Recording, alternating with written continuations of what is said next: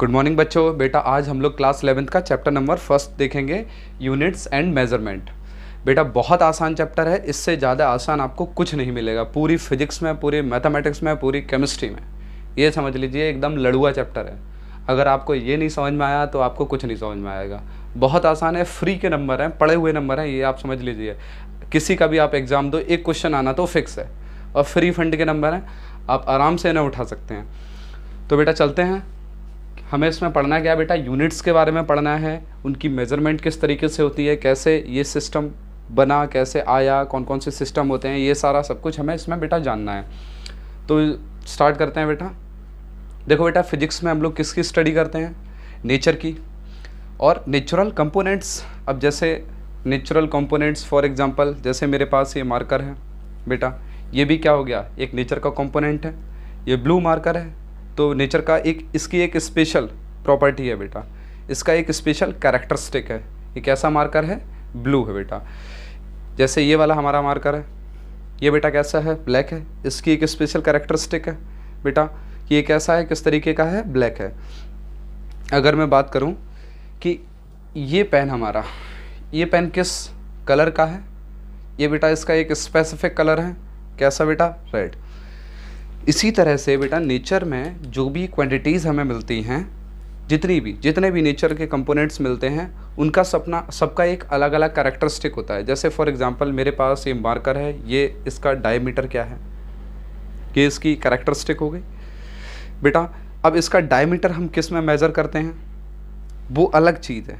इसका डायमीटर क्या है, इसकी लेंथ क्या है, ये स्पेस कितना ले रहा है, इतना ले रहा है। अगर मैं इस पेन की बात करूँ बेटा, ये पेन ये स्पेस कितना ले रहा है, इतना स्पेस ले रहा है, ठीक है बेटा। अगर मैं इसे वर्टिकल खड़ा करता हूँ तो ये वर्टिकल में स्पेस कितनी ले रहा है, इतनी ले रहा है। तो बेटा सब चीज़ों की अपनी अलग अलग कैरेक्टरिस्टिक्स होती हैं। जैसे मैं इस स्क्रू ड्राइवर की आपको बात करूं तो ये स्क्रू ड्राइवर बेटा क्या, देखिए बेटा स्पेस ज़्यादा ले रहा है ये स्पेस। अगर मैं इस मार्कर से कंपेयर करूं बेटा, ये हमारा मार्कर है, देखिए बेटा मार्कर काफ़ी छोटा है, तो ये इसकी एक कैरेक्टरिस्टिक हो गई कि ये ज़्यादा स्पेस लेगा इस मार्कर से।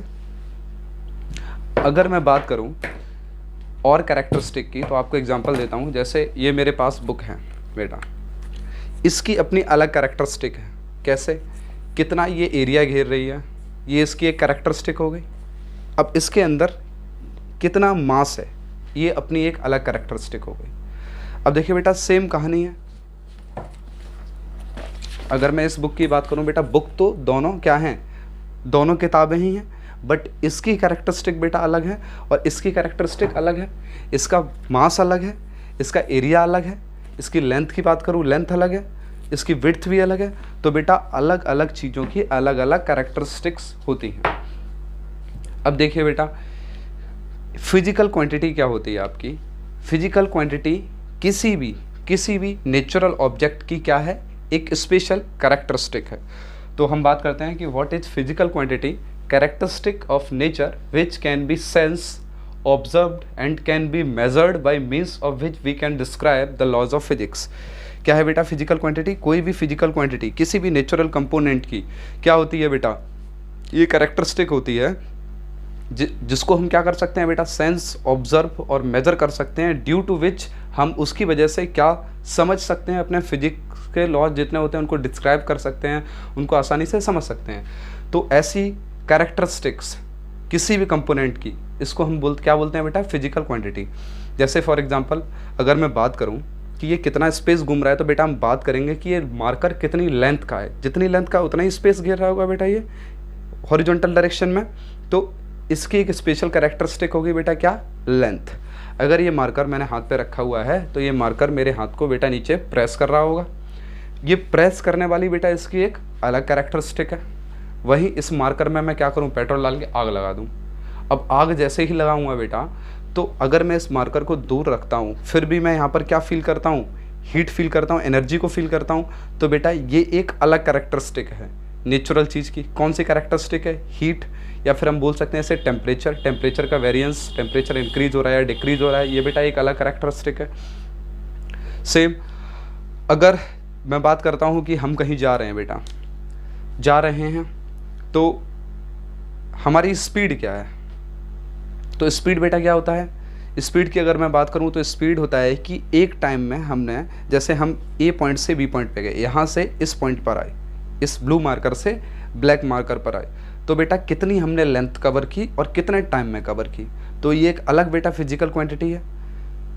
आप फिजिकल क्वांटिटी को समझ रहे हैं मैं कैसे रिलेट कर रहा हूँ। मतलब फिजिकल क्वांटिटीज क्या बताती हैं, किसी भी नेचुरल ऑब्जेक्ट की क्या बताती हैं बेटा, किसी भी नेचुरल चीज़ की कैरेक्टरिस्टिक्स के बारे में बताती हैं।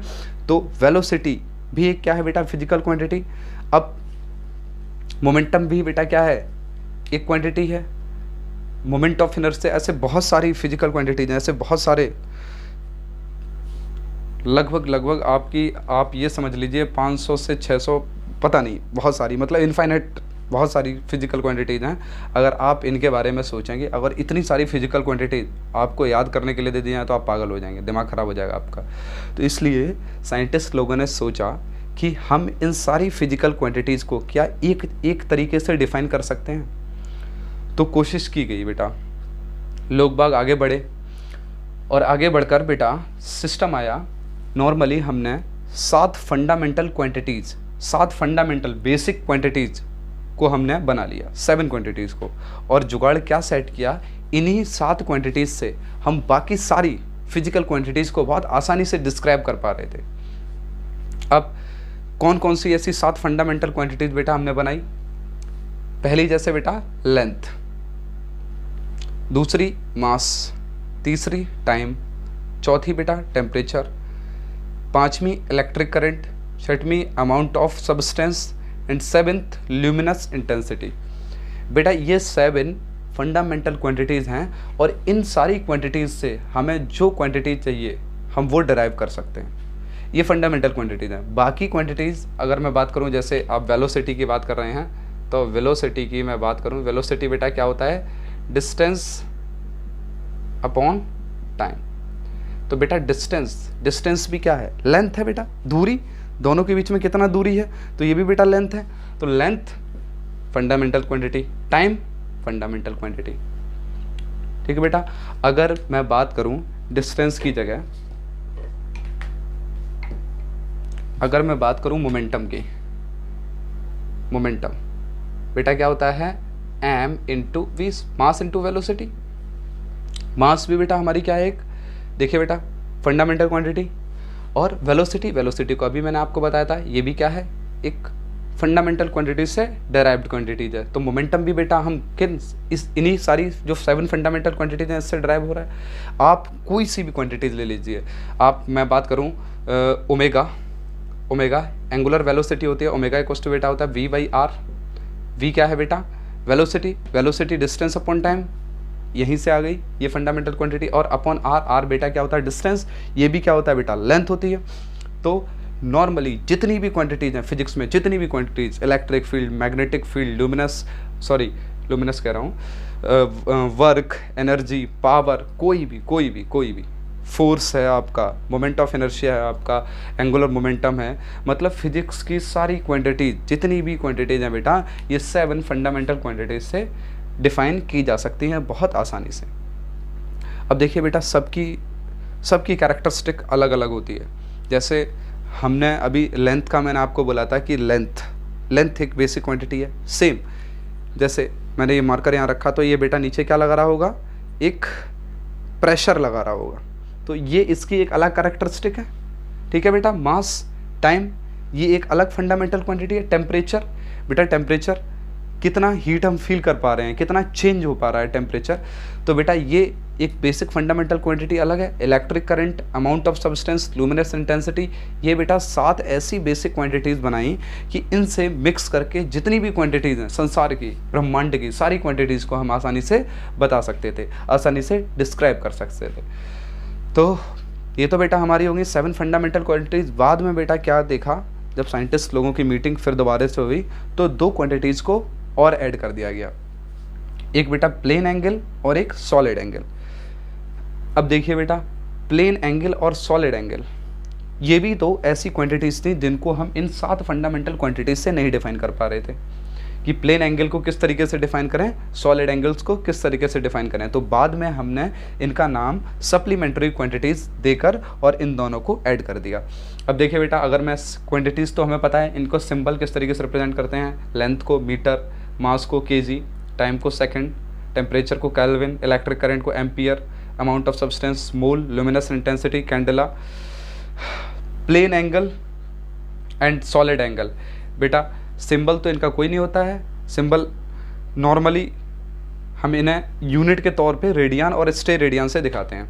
अब देखिए बेटा, लेंथ की यूनिट मीटर, सिंबल क्या होगा, एम होगा, ठीक है बेटा। मास यूनिट बेटा किलोग्राम, सिंबल केजी, टाइम का second, symbol S, temperature kelvin, symbol के, सिंबल आप याद रखना किस तरीके से डिनोट करते हैं। वैसे तो ये नॉर्मल सी बात है, सबको पता होगा, हम लोग क्लास 9 से क्या क्लास 8 से सारी चीज़ें ये पढ़ते हुए आते हैं, तो फॉर्मली ज़्यादातर चीज़ें हम लोगों को ये पता रहती हैं। ये बेसिक थ्योरी है, पढ़ना ज़रूरी है आपको। चलते हैं, व्हाट इज़ यूनिट मेजरमेंट। देखिए बेटा, यूनिट मेजरमेंट क्या होता है। Unit measurement of a quantity is a standard measurement which is given a particular name. Its value should not change with time, place and other physical quantities. बेटा इस line से आप क्या समझ रहे हैं, यूनिट मेजरमेंट बेटा क्या होता है, एक स्टैंडर्ड मेजरमेंट होती है, एक स्टैंडर्ड मेजरमेंट जो टाइम के साथ और टाइम के साथ बोला है, प्लेस के साथ बोला है और किसी भी फिजिकल कंडीशन के साथ नहीं चेंज हो सकती। जैसे मैंने बोल दिया कि एक मीटर में 100 सेंटीमीटर होते हैं, तो बेटा ऐसा नहीं कि हम पाकिस्तान में चले जाएं तो 1 मीटर में 99 सेंटीमीटर हो, ऐसा नहीं हो सकता।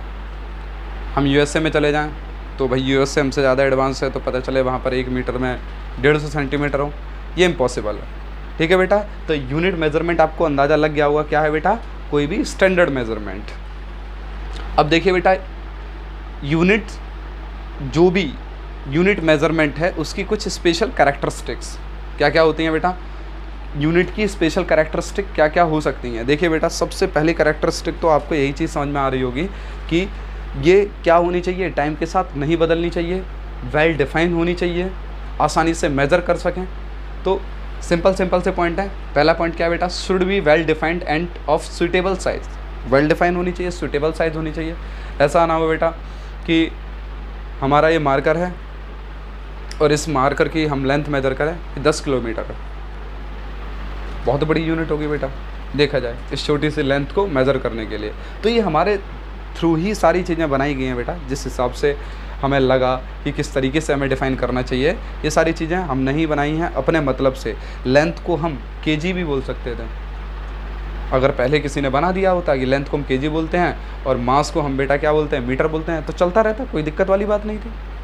तब हम फील इससे लेते कि अच्छा मास है, मास मतलब 2 मीटर, तो 2 मीटर को बेटा वो केजी वाली ही फील आती। तो नॉर्मली क्या होना चाहिए यूनिट्स को, मेरा बताने का मतलब क्या था, यूनिट्स को बेटा क्या होना चाहिए, यूनिट्स को proper in size, well defined, not change with time, time के साथ नहीं बदलनी चाहिए। Reproduce whenever needed, reproduce whenever needed मतलब क्या है बेटा कि जैसे अगर मैं बात करूं कि मैं आइस क्यूब्स लेकर आया, मुझे इन आइस क्यूब को पिघला के पानी बनाना है बेटा, तो अगर मैं बात करूं हमारे यहाँ 0 डिग्री सेंटीग्रेड पे इस रूम टेम्परेचर पे अगर मैं बात करूं तो 0 डिग्री सेंटीग्रेड पे जब आइस क्यूब पहुंचेगा रूम टेम्परेचर और इसी प्रेशर पे, जब 0 डिग्री टेम्परेचर पर बेटा क्या होता है, जो आइस होती है वो वाटर में कन्वर्ट होने लगती है। बट बेटा क्या होता है, ऐसा नहीं हो सकता कि अगर आप यूएस में जाएं और वो 10 डिग्री सेंटीग्रेड पे आइस किस में कन्वर्ट हो बेटा, वाटर में हो, ये नहीं हो सकता। ये सिंपल सा मेथड है कि हम अगर सेट करना चाहें किसी चीज़ को, दोबारा से किसी यूनिट को हम बनाना चाहें, रिप्रोड्यूस करना चाहें, तो वो चीज़ बहुत आसान होनी चाहिए। मतलब हमें पता होना चाहिए कि आइस अगर हम यूएसए में पिघला रहे हैं, पानी को बना रहे हैं, और अगर इंडिया में पिघला रहे हैं बेटा, पानी बना रहे हैं, तो दोनों जगह बेटा 0 डिग्री सेंटीग्रेड पे ही होना चाहिए। वो बात अलग है कि हाँ प्रेशर चेंज करने पर बॉइलिंग पॉइंट बढ़ जाता है या फिर घट जाता है, जो भी होता है वो चीज़ अलग है। बट एक नॉर्मल प्रेशर की मैं बात करूँ कि जो मेरे इस रूम में प्रेशर है वही अगर यूएस में भी उस रूम में प्रेशर हुआ तो बेटा दोनों का जो मेल्टिंग पॉइंट है वो बेटा क्या होना चाहिए, सेम होना चाहिए। यही चीज़ है कि वहाँ पर भी हम इसको क्या कर सकते हैं, रिप्रोड्यूस कर सकते हैं। यहाँ भी बेटा हम उस यूनिट को बना सकते हैं कि 0 degree centigrade what when ice converted into water. ये क्या होता है बेटा आपका 0 डिग्री सेंटीग्रेड टेम्परेचर। सेम अगर मैं बॉइलिंग ऑफ वाटर की बात करूँ तो इंडिया में 100 डिग्री सेंटीग्रेड पे पानी खोल रहा है, पाकिस्तान में चले गए बेटा, वहाँ तो बहुत ज़्यादा गर्मी है, वो पहले ही खोल गया 50 डिग्री सेंटीग्रेड पे। ऐसा नहीं हो सकता बेटा, वहाँ भी बेटा 100 डिग्री सेंटीग्रेड पे ही खोलेगा, यहाँ भी 100 डिग्री सेंटीग्रेड पे पानी क्या करेगा बेटा, बॉयल करेगा प्रॉपर। तो बेटा ये क्या होता है कि किसी भी यूनिट को हम ईजिली रिप्रोड्यूस कर लें। ये बेटा कैरेक्टरिस्टिक्स हैं यूनिट की। अगले क्या है बेटा, शुड बी ईजिली एसेसेबल, आसानी से एसेसेबल हो बेटा। मतलब क्या है इसका, जैसे यहाँ आपको समझ में आएगा FPS और CGS में क्या डिफरेंस था, ये पॉइंट यहाँ आसानी से समझ में आएगा।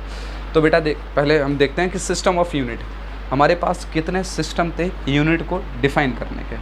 तो बेटा सबसे पहला जो सिस्टम आया था FPS सिस्टम, जो इंडिया में चलता था, आज भी चलता है, कुछ जगहों पे आज भी चलता है, फुट पाउंड सेकेंड। अच्छा बेटा, यूनिट का सिस्टम किस लिए लाना ज़रूरी था, ऐसा क्यों था, इसके पीछे बहुत बड़ी कहानी है। पहले बेटा क्या होता था, अगर मैं बात करूं इंडिया में ही ले लीजिए कि आप किसी से मान लीजिए दूध लेने जा रहे हैं, जब पैसे नहीं थे, एक्सचेंज करेंसी का छोड़िए, आप दूध लेने जा रहे हैं, तो आपने क्या किया कि आपको दूध चाहिए, कितना दूध चाहिए, एक गिलास में कितना आता है। अब एक गिलास में अगर यूनिट्स आपकी नहीं होती तो आपको क्या पता है, एक गिलास, आप नॉर्मली कहते हैं एक गिलास हमें दूध दे दीजिए। अभी आप क्या कहते हैं, 250 ग्राम दूध चाहिए, 100 ग्राम दूध चाहिए, आधे लीटर वाला पैकेट दे दो, 1 लीटर वाला पैकेट दे दो। लेकिन पहले जब इंडिया में वाटर सिस्टम था, वाटर सिस्टम में मतलब एक जूता दिया, एक गिलास दूध ले लिया, एक बोरी चावल दे दिए, एक बोरी गेहूँ ले आए, एक्सचेंज करने का सिस्टम, उसमें भी मेज़रमेंट का ना होना। तो ये बड़ा दिक्कत वाला केस होता था। मान लीजिए अभी आप इंडिया में पहले शेर चलते थे और मतलब पता नहीं क्या क्या, बहुत छोटी छोटी स्मॉल यूनिट थी, जैसे आपके शेर हुआ करते थे, 4 शेर मिला के पता नहीं शायद कुछ ऐसा ही कुछ मन यूनिट करके चलती थी, ठीक है। काफ़ी सारी ये यूनिट्स थी, मतलब यहाँ हमने कुछ अपनी अलग यूनिट बना रखी हैं। अगर हम व्यापार करने गए वर्मा में, इराक में, तो बेटा वहाँ हमारी यूनिट नहीं चलेंगी, या फिर मैं कह सकता हूँ कि उनको हमारी यूनिट के बारे में पता नहीं होगा। तो ये सारी चीज़ें बड़ी डिफ़िकल्ट हो जाती हैं। इसलिए हमने क्या किया बेटा कि एक सिस्टम को बनाया, एक यूनिट्स के सिस्टम को बनाया, और ये सिस्टम पूरे वर्ल्ड में लागू किया कि सब लोग इस चीज़ को माने। तो ये चीज़ बहुत आसान हो गई। अब मान लीजिए इंग्लैंड का सिस्टम क्या था बेटा, FPS फुट पाउंड सेकेंड, ये इंग्लैंड ने बनाया था। CGS MKS ये दोनों सिस्टम बेटा फ्रांस ने बताए थे। CGS centimetre gram second and MKS metre kg second. अब इंग्लैंड का ही कोई पायलट है, वो जा रहा है फ्रांस बेटा उड़ के, वो तो अपने कोऑर्डिनेट बेटा कैसे देगा कि मैं 50,000 फुट के ऊपर उड़ रहा हूँ, ठीक है, मैं आपके स्टेशन से 20,000 फुट दूर हूँ। क्या इनको समझ में आने वाला है फ्रांस वालों को? इनका सिस्टम ही अलग है CGS।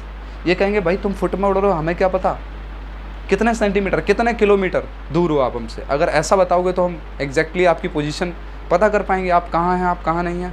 अगर आप फुट में बात करेंगे तो हमारी तो समझ में आने वाला नहीं है, आप फर्जी में पिल जाएंगे, ठीक है। तो ऐसा बहुत बार हुआ। एक USA में ऐसा ही एक इंसिडेंट हुआ था कि वो कोऑर्डिनेट समझ नहीं पाए और प्लेन पिल गया। तो बेटा हमारे पास 4 तरीके के सिस्टम थे। पहला था बेटा FPS फुट पाउंड सेकेंड, ये इंग्लैंड ने डिज़ाइन किया था। दूसरा था बेटा CGS सेंटीमीटर ग्राम सेकेंड, ये फ्रांस ने डिज़ाइन किया था। तीसरा था बेटा MKS मीटर kg सेकेंड। ये CGS थोड़ा छोटी चीज़ों के लिए हम यूज़ करते थे, और MKS बड़ी बड़ी डिस्टेंसेस के लिए, बड़े बड़े वेट्स के लिए, ठीक है बेटा। तो MKS सिस्टम यूज़ करते थे। एक और सिस्टम आया MKS, इससे बोलते हैं बेटा जॉर्जी सिस्टम, लेकिन ये कोई ज़्यादा महत्व में नहीं आया। हमें तो नॉर्मली CGS और MKS सिस्टम के बारे में जानना है बेटा।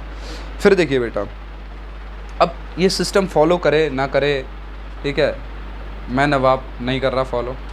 जैसे इंडिया में आज भी FPS सिस्टम बहुत जगह चलता है। जैसे आपने अपने पापा को कभी बात करते हुए सुना होगा कि इतने फुट स्क्वायर प्लॉट है, जैसे फुट कितना फुट दूर है, इस तरीके से बातें करते हैं, या फिर कितने फुट का हो गया है, इस तरीके से बातें करते हैं। आपसे कभी बात की है कि आप कितने मीटर के हो? बिल्कुल नहीं बात की होगी, ठीक है बेटा। या फिर खेतों की मैं बात करूं तो बीघा, कितने बीघा है, पहले बेटा चलता था कितने मील है, ठीक है, कितने कोस है, इस तरीके से। तो ये सिस्टम पहले नहीं लगते थे, अब ये सिस्टम ज़्यादा ईजिली हमें समझ में आते हैं।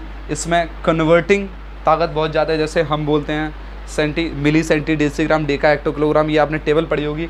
इसमें थोड़ा ये सिस्टम कन्वीनियंट नहीं था, ये सिस्टम थोड़ा आसान नहीं था, इसलिए ये सिस्टम धीरे धीरे क्या हो गया बेटा, चेंज होते गए और सारे लोग CGS और MKS सिस्टम को आज यूज़ करते हैं। MKS से बेटा सिस्टम कौन सा था? इसे जॉर्जी सिस्टम बोलते हैं, metre, kg, second and ampere, A से एम्पियर होता है बेटा। 1971 में मीटिंग हुई साइंटिस्ट लोगों की, और उन्होंने क्या किया, सिस्टम बनाया यूनिट्स का, और पूरे वर्ल्ड को बोल दिया कि आप इस सिस्टम को मानेंगे। इसलिए ये 1971 में मीटिंग हुई थी साइंटिस्ट लोगों की, फ्रांस में बेटा हुई थी।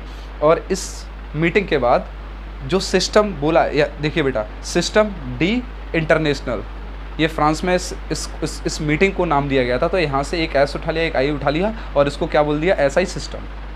तो SI सिस्टम ने हमारी 7 बेसिक फंडामेंटल क्वांटिटीज़ को बताया, और साथ में 2 सप्लीमेंट्री क्वांटिटीज़ को बताया कि कौन कौन सी फंडामेंटल क्वांटिटीज़ होती हैं, कौन कौन सी सप्लीमेंट्री क्वांटिटीज़ होती हैं। तो अब हम बेटा डिस्कशन करेंगे। आपको क्लियर हो गया होगा कि बेटा फिजिकल क्वांटिटीज़ क्या हैं, यूनिट्स क्या हैं, कैरेक्टरिस्टिक क्या होती हैं, डराइव्ड क्वांटिटीज़ क्या होती हैं। बेटा डराइव्ड क्वांटिटीज़ जितनी भी क्वांटिटीज़ जो सारी की सारी फंडामेंटल क्वांटिटीज़ से बनती हैं। अब डराइव्ड क्वांटिटीज़ को मैं आपको बताऊँगा, एग्जाम्पल दूँगा कि कौन कौन सी ड्राइव क्वांटिटीज़ हैं, किस तरीके से। फिर हम बात करेंगे डायमेंशन को निकालते हैं किस। देखिए बेटा अगला देखते हैं डायमेंशनल एनालिसिस। देखिए डायमेंशनल एनालिसिस से पहले हम लोग देखते हैं फंडामेंटल क्वांटिटीज से कि ड्राइव्ड क्वांटिटीज किस तरीके से आती हैं। जैसे फंडामेंटल क्वांटिटीज मेरे पास लेंथ है, मास है, टाइम है, ठीक है बेटा। तो वेलोसिटी बेटा क्या होता है, speed upon distance upon time. Distance ये लेंथ है और ये टाइम। तो बेटा देखिए एक ये फंडामेंटल क्वांटिटी है, एक ये फंडामेंटल क्वांटिटी है। अगर मैं बात करूँ फोर्स की, तो फोर्स इक्वल्स टू क्या होता है बेटा, मास इनटू एक्सेलरेशन। तो बेटा मास क्या है, एक फंडामेंटल क्वांटिटी है। एक्सेलरेशन क्या होता है बेटा, change in velocity v delta v over delta t। तो मास इनटू वेलोसिटी, अभी हमने बताया था length upon time into time. तो बेटा ये भी फंडामेंटल क्वांटिटी, ये भी फंडामेंटल, ये भी फंडामेंटल क्वांटिटी, सारी फंडामेंटल क्वांटिटी से डिराइव्ड होकर आ रही है फोर्स। अगर मैं बात करूँ मोमेंटम की,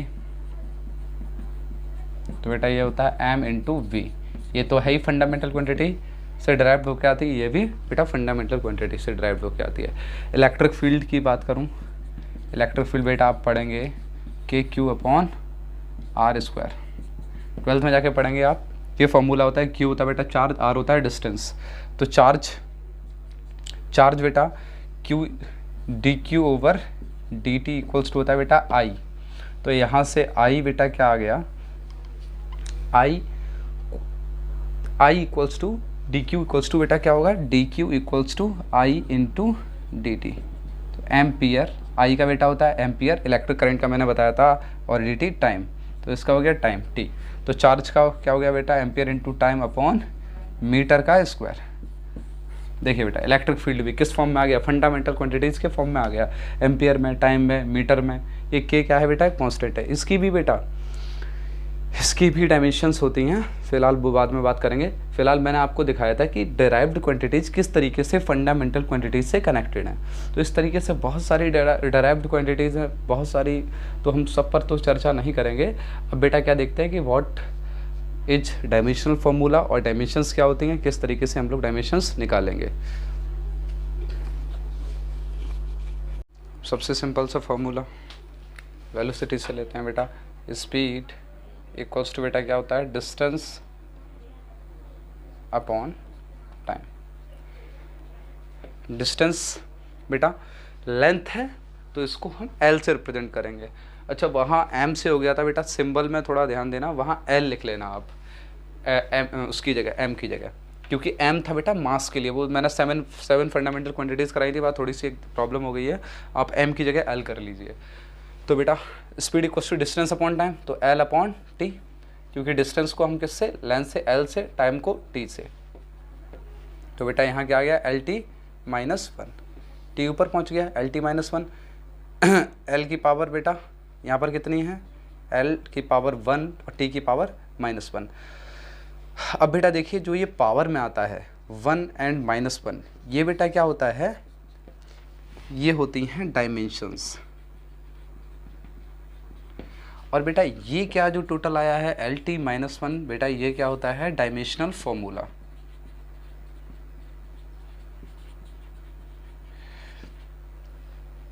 अब देखिए बेटा LT माइनस 1 को हम एक और तरीके से लिख सकते हैं, M0 L1 and T minus 1, इस तरीके से भी लिख सकते हैं। तो अगर इसकी डायमेंशन ये दी हो या फिर बेटा दी हो 0, 1, -1 दोनों सही हैं, क्योंकि बेटा M की पावर 0 भी बेटा क्या होता है, 1 होता है, और 1 यहाँ हम लिख सकते हैं, कोई दिक्कत नहीं है। अगला एग्जाम्पल हम लोग लेते हैं, एग्जाम्पल अगला है हमारे पास, स्पीड के बाद फोर्स। फोर्स होता है बेटा मास इनटू एक्सीलरेशन। एक्सीलरेशन बेटा, एक्सेलरेशन होता है delta V over delta T, तो M into delta V। Velocity के बेटा हम अभी डायमेंशन निकाल चुके हैं, LT माइनस 1, अगर नहीं आती है तो फिर दोबारा से निकाल के यहाँ दिखा देता हूँ। बेटा वेलोसिटी क्या होती है, डिस्टेंस अपॉन टाइम या फिर डिस्प्लेसमेंट अपॉन टाइम, तो delta X over delta T into delta T। तो M इंटू डेल्टा एक्स बेटा लेंथ है L, टाइम तो T इंटू T, तो बेटा क्या आ गया, MLT माइनस 2। तो बेटा हमारे पास अगर मैं डायमेंशन की बात करूं तो डायमेंशन क्या आई बेटा, डायमेंशन हमारे पास आ गई 1, 1, -2, and this is dimensional formula. बेटा किसी भी चीज़ का अगर हमें फॉर्मूला पता होगा तो हम आसानी से उस चीज़ की डायमेंशन निकाल सकते हैं, उसका डायमेंशनल फॉर्मूला निकाल सकते हैं। अगली है बेटा हम देखते हैं एरिया। एरिया की डायमेंशन किस तरीके से होगी, तो बेटा एरिया किसी भी चीज़ का अगर मैं ले लूँ, स्क्वायर है ये हमारे पास और इसके लेंथ इंटू लेंथ, तो एरिया बेटा होता है length into length, L into L का स्क्वायर। ये बेटा किस, ये लेंथ है तो लेंथ को हम डायरेक्टली L स्क्वायर में दिखा देंगे। तो बेटा इसका डायमेंशनल फॉर्मूला क्या होगा, डायमेंशनल फॉर्मूला बेटा L स्क्वायर, और डायमेंशन क्या होगी बेटा 2। डायमेंशनल फॉर्मूला बेटा ये भी हो सकता है M0 L2 T0, कोई दिक्कत नहीं, ये दोनों सेम ही हैं। और डायमेंशन बेटा 2 भी हो सकती है, या फिर हम लिख सकते हैं 0, 2, 0, ये भी हो सकती है, कोई दिक्कत वाली बात नहीं। अब एरिया की बेटा हमारे पास डायमेंशन क्या आ गई, L स्क्वायर। अगर मैं वॉल्यूम की बात करूं बेटा, वॉल्यूम क्या होता है बेटा, किसी भी मेरे पास ये क्यूब है जिसकी लेंथ बेटा L दी गई है, L, तो बेटा वॉल्यूम क्या होता है, length into length into length. तो बेटा ये हमारे पास क्या आ गया, L क्यूब, ठीक है बेटा। तो डायमेंशन हमारे पास क्या आ जाती है, L क्यूब, या फिर हम इसे लिख सकते हैं M0 L क्यूब T0। ये बेटा हमारा क्या हो गया, डायमेंशनल फॉर्मूला। अगर मैं डायमेंशन की बात करूं तो बेटा क्या हो जाएगा, 0, 3, 0, ये मेरे पास डायमेंशन आ गई।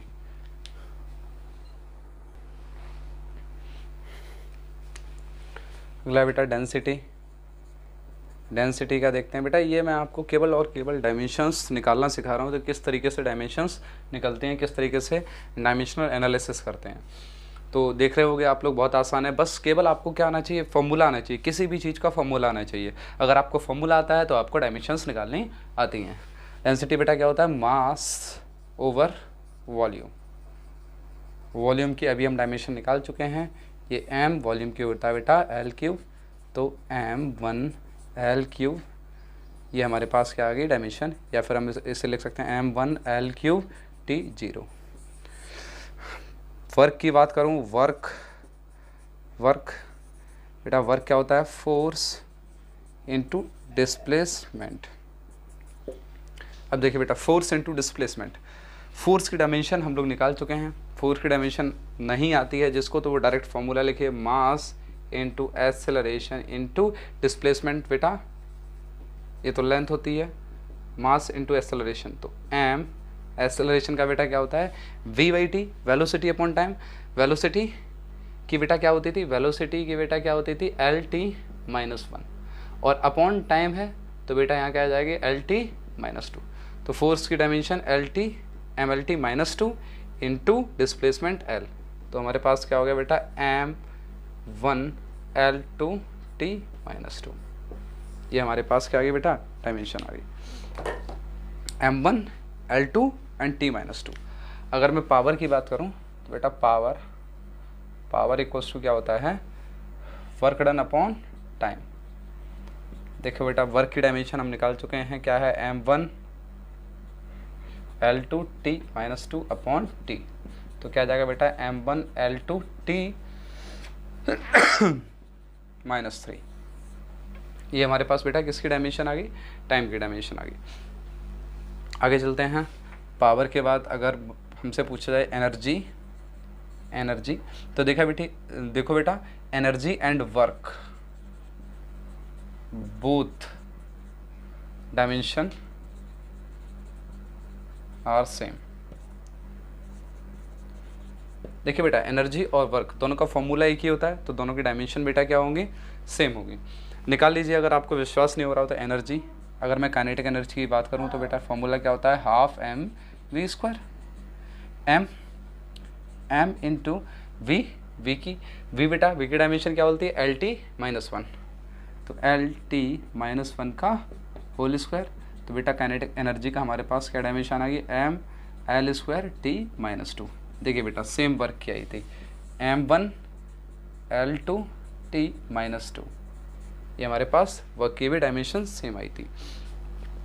तो बेटा सिंपल सा है, बहुत सिंपल है, आपको जिसका फॉर्मूला है आप उसकी डायमेंशन निकाल सकते हैं। यहाँ पर आपने पावर की निकाल ली, एनर्जी की निकाल ली, मोमेंटम की निकाल ली। अब अगर मैं किसकी बात करूँ, ओमेगा एंगुलर वेलोसिटी, या फिर इसे बोलते हैं फ्रीक्वेंसी भी, एंगुलर फ्रीक्वेंसी। अब देखिए बेटा एंगुलर फ्रीक्वेंसी निकालने से पहले हम फ्रीक्वेंसी की डायमेंशन निकालते हैं। बेटा न्यू होता है फ्रीक्वेंसी इक्वल्स टू होता है 1 अपॉन टाइम पीरियड, आप लोगों ने पढ़ा होगा। तो 1 अपॉन T⁻⁻1, ये फ्रीक्वेंसी की बेटा डायमेंशन होती है, इसे बोलते हैं न्यू। अब देखिए बेटा अगर हमें फ्रीक्वेंसी की डायमेंशन मिल गई है T⁻1, तो एंगुलर वेलोसिटी की बात करूँ, ओमेगा इक्वल्स टू बेटा क्या होता है V/r। V है वेलोसिटी, R है रेडियस। अगर कोई मेरे पास ऑब्जेक्ट है, m मास का ऑब्जेक्ट है, ये सर्कल में v वेलोसिटी से घूम रहा है जिसकी रेडियस r है, तो ओमेगा होगा एंगुलर वेलोसिटी V/r। तो बेटा वेलोसिटी की डायमेंशन हमें पता है Lt-1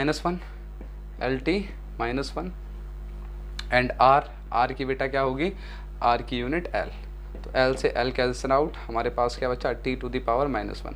तो देखिए बेटा ओमेगा की डायमेंशन सेम फ्रीक्वेंसी की डायमेंशन की तरह निकल रही है, इसीलिए हम इसे बोलते हैं बेटा एंगुलर फ्रीक्वेंसी। एंगुलर फ्रीक्वेंसी का क्या मतलब है, एक सेकंड में कोई चीज़ कितने बार रोटेट कर गई।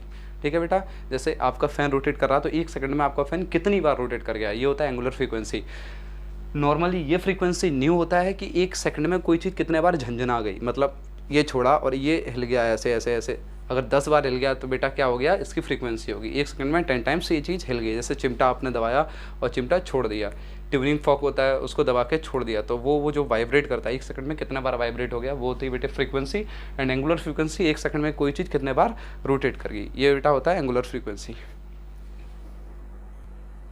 देखते हैं बेटा कुछ एंगुलर क्वांटिटीज़ की डायमेंशंस देखते हैं, जैसे एंगल थीटा इक्वल्स टू बेटा क्या होता है, आर्क अपॉन रेडियस, और आर्क बेटा लेंथ होती है तो l, और रेडियस भी लेंथ होती है L/L। ये l से l कैंसिल आउट, ये क्या होती है बेटा dimension less quantity, m0 l0 and t0। तो थीटा बेटा हमारी क्या होगी, डायमेंशन लेस क्वांटिटी, इसकी कोई डायमेंशन नहीं होती है। अगला क्या है बेटा, एंगुलर वेलोसिटी। मैं आपको अभी निकाल के दिखा चुका हूँ। ओमेगा इक्वल्स टू क्या होता है, v/r, और v की बेटा क्या होती है, LT-1/L, L से L कैंसिल आउट, तो T⁻⁻1। ये बेटा होगी एंगुलर वेलोसिटी। इसे हम लिख सकते हैं क्या, m0 l0 T-1। अगला बेटा क्या है, एंगुलर एक्सेलरेशन। एंगुलर एक्सेलरेशन बेटा होता है d⁻/dt। अब देखिए बेटा, d⁻/dt, ओमेगा की T-1/t, तो 1/t इंटू टी, तो ये क्या आ गया, T⁻⁻²। ये बेटा हमारी किसकी होगी, एंगुलर एक्सेलरेशन की। अल्फ़ा, जिस अल्फ़ा से डिनोट करते हैं एंगुलर एक्सेलरेशन को। ये अभी आप पढ़ेंगे बेटा सर्कुलर मोशन में या फिर आरबीडी में, ये पढ़ेंगे कि एंगुलर एक्सेलरेशन होता गया। तो d⁻/dt हमारे पास इसका फार्मूला होता है, ओमेगा की हम निकाल चुके हैं, T⁻⁻1/dt, टी से टी मल्टीप्लाई, तो मेरे पास क्या गया, t²। टॉर्क की बेटा, टॉर्क क्या होता है, एंगुलर फोर्स होता है। किसी भी बॉडी को अगर कोई बेटा परपेंडिकुलर फोर्स, जैसे मेरे पास ये है, अगर इस पर मैं ये परपेंडिकुलर फोर्स लगा रहा हूँ, ये परपेंडिकुलर फोर्स, तो ये बॉडी बेटा कैसे करेगी, रोटेट करने लग जाएगी, ये रोटेट करने लग जाएगी। इस फोर्स को किसी भी बॉडी में रोटेशन इफेक्ट जो लेकर आए, उसको हम बेटा क्या बोलते हैं, टॉर्क बोलते हैं। टॉर्क बेटा होता है formula force into perpendicular distance. तो बेटा फोर्स की तो हम जानते हैं m/L/T-2 into perpendicular distance. Distance की बेटा क्या होती है, L, तो क्या आ गया बेटा, mL²T-2। ये मेरे पास डायमेंशन आ गई। अब बेटा कुछ हम स्पेशल कांस्टेंट्स की डायमेंशन देखते हैं। ये पूछ ले जाते हैं बेटा, जेई में पूछ ले जाते हैं, या फिर आपका जो स्टेट एग्जाम्स होते हैं उनमें पूछ ले जाता है बेटा कि बताइए डायमेंशन क्या है ग्रेविटेशनल कांस्टेंट की। तो ऐसा मत सोचिए आपकी अगर ये कांस्टेंट है तो ये डायमेंशन लेस क्वांटिटी होगी, बिल्कुल नहीं होगी। जैसे ग्रेविटेशनल कांस्टेंट की मैं बात करूं तो force of gravity equals to क्या होता है बेटा, G(m1m2)/r²। अब बेटा देखिए जी की हमें डायमेंशन निकालें, तो जी इक्वल्स टू क्या होगा, r² उधर गया तो Fg(r²)/m1m2। अब देखिए बेटा फोर्स की डायमेंशन सब जानते हैं, mLT-2 इंटू आर की बेटा क्या लेंथ है, तो लेंथ का square upon m into M, एक m से एक m cancel out, L² into L3, तो m-1 L3T-2। बेटा ये हमारे पास किसकी डायमेंशन आ गई, ग्रेविटेशनल कांस्टेंट की। अब आगे देखते हैं बेटा स्पेसिफिक। देखिए बेटा स्पेसिफिक हीट का फॉर्मूला क्या होता है बेटा, Q equals to m/s∆T। Delta T बेटा टेम्परेचर होता है, m मास होता है, Q हीट एनर्जी होती है, S कांस्टेंट होता है स्पेसिफिक हीट का कांस्टेंट। तो यहाँ से S अगर हम लोग निकालेंगे तो S इक्वल्स टू बेटा क्या होगा, Q/m∆T। अब देखिए बेटा Q क्या होती है, हीट होती है, तो हीट की डायमेंशंस क्या होती हैं बेटा, mL²T-2। हीट एक तरीके की एनर्जी होती है बेटा, तो यहाँ पर एनर्जी की हमने डायमेंशन ली है, heat is the type of energy. तो mL²T-2 बेटा ये एनर्जी की डायमेंशन होती है, मैंने अभी आपको निकालना सिखाई थी। नहीं आती है तो बेटा एनर्जी का फॉर्मूला लगाइए, हाफ mv² काइनेटिक एनर्जी का चाहे वर्क डन का, दोनों की डायमेंशन सेम होती है, mL²T-2 अपॉन m की बेटा मास का m और डेल्टा टी टेम्परेचर है तो केल्विन, m से m कैंसिल आउट, तो बेटा क्या आ गया dimension m0 L2T-2 and K-1। बेटा ये हमारे पास डायमेंशन आ गई। अब गैस कांस्टेंट R बेटा हमें पता है PV equals to nRT। P होता है प्रेशर, V होता है वॉल्यूम, N होता है नंबर ऑफ मोल्स, R होता है बेटा गैस कांस्टेंट एंड T होता है टेम्परेचर। सबसे पहले अगर मैं वॉल्यूम की बात करूं बेटा, तो वॉल्यूम की डायमेंशन क्या होती है, वॉल्यूम को अगर मैं इस टर्म की डायमेंशन निकालना चाहूँ PV की, तो बेटा PV देखिए प्रेशर क्या होता है, force upon area into volume बेटा क्या होता है, एरिया इंटू लेंथ, वॉल्यूम का फॉर्मूला। तो एरिया से एरिया कैंसिल, तो हमारे पास PV का क्या आ गया, फोर्स इंटू लेंथ। फोर्स की बेटा mLT-2 इंटू L, तो बेटा यहाँ से क्या आ गया mL²T-2। तो PV का हमने डायमेंशन निकाल ली है, तो यहाँ से R बेटा आता है हमारे पास PV/NT। PV की डायमेंशन निकाल चुके हैं mL²T-2 अपॉन N बेटा N नंबर ऑफ मोल्स है, तो मोल और टेम्परेचर का केल्विन, तो बेटा डायमेंशन क्या आ गई m1 L2 मोल -1 केल्विन -1 T-2। ये बेटा हमारे पास डायमेंशन किसकी आ गई, गैस कांस्टेंट की आ गई। बहुत आसान है बेटा निकालना, कोई दिक्कत नहीं है। कोफिशिएंट ऑफ विस्कोसिटी बेटा फॉर्मूला क्या होता है, force of viscosity equals to 6 pi eta R into V. ये होता है बेटा वेलोसिटी, आर होती है radius and force F V. अब देखिए बेटा यहाँ से हमें डायमेंशन किसकी निकालनी है, नीटा की। तो नीटा इक्वल्स टू क्या हो गया बेटा, F V upon R into velocity. बेटा 6 पाई की तो कोई डायमेंशन नहीं होगी, कांस्टेंट क्वांटिटी है, तो there is no dimension of constant quantity. तो बेटा नीटा की डायमेंशन, फोर्स की हमें पता है डायमेंशन क्या होती है, M L T minus 2 upon R into V. R बेटा क्या है, डिस्टेंस है, तो R L into velocity L T minus 1। तो बेटा ये हमारे पास क्या आ गया, देखिए बेटा एक एल से एक एल उड़ गया, एम एल माइनस 1 एंड एक T1 से एक T1 उड़ गया, T माइनस 1। ये हमारे पास किसकी बेटा डायमेंशन आ गई, कोफिशिएंट ऑफ विस्कोसिटी की। आगे बेटा चलते हैं प्लैंक्स कांस्टेंट। देखिए बेटा Planck's constant E equals to H nu. Energy क्या होती है बेटा, प्लैंक भैया ने बताया था कि जो एनर्जी होती है, एनर्जी का फॉर्मूला इन्होंने नई दुनिया को पैदा किया था। नई दुनिया मतलब क्वांटम मैकेनिक्स की दुनिया, केवल इस फॉर्मूले से, एनर्जी के फॉर्मूले से। एनर्जी को उन्होंने डायरेक्ट फ्रीक्वेंसी कनेक्टेड कर दिया। बहुत कुछ बताया उन्होंने, अलग दुनिया इनकी हम लोग पढ़ेंगे मॉडर्न फिजिक्स 12th में। ई इक्वल्स टू बेटा एच न्यू, न्यू क्या है यहाँ पर फ्रीक्वेंसी है, एच क्या है प्लैंक्स कांस्टेंट। तो देखो बेटा एनर्जी की मेरे पास जो डायमेंशन होती है M L square T minus 2 equals to H into L T minus 1। Sorry यहाँ पर ये वी वेलोसिटी नहीं है, फ्रीक्वेंसी है, तो टी माइनस 1। देखिए बेटा एक टी माइनस 1 से एक टी माइनस 1, तो एच हमारे पास आ गया M L square T minus 1। ये इसकी डायमेंशन आ गई। तो नॉर्मली हमने देख लिया बेटा डायमेंशंस हमारी, कुछ फिजिकल क्वांटिटीज़ की, कुछ ड्राइव्ड क्वांटिटीज़ के डायमेंशंस देखी हमने, एंगुलर क्वांटिटीज़ के डायमेंशन देख ली, फिजिकल कांस्टेंट्स की बेटा डायमेंशन देख चुके हैं।